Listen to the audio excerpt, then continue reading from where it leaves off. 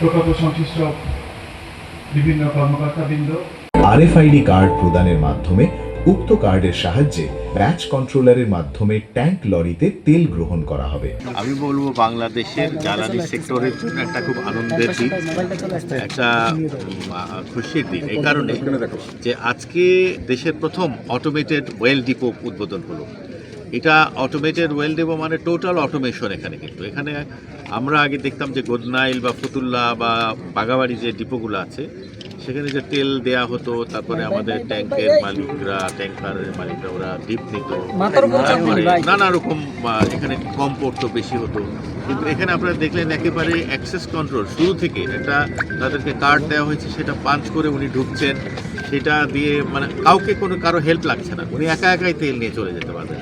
ওখানে আমরা যেমন পেট্রোল পাম্পে কী করি, পেট্রোল পাম্পে যাই আমরা, তেল নিয়ে আমরা চলে যাই মিটার দিয়ে। তো আমাদের যে বড় বড় ট্যাঙ্ক লরি যারা 13,500 18,000 লিটারের যে ট্যাঙ্ক লরি, তাদের তেল নেওয়ার ক্ষেত্রে অনেক জটিলতা হতো।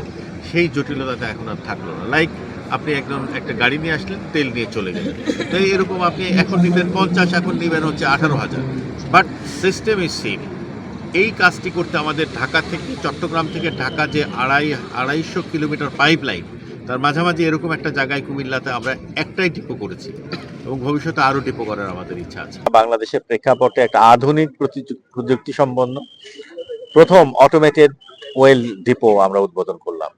আমরা যে এতদিন যে গতানুগতিক ডিপো ছিল সেটার বাইরে এসে এটা টোটালি অটোমেটেড।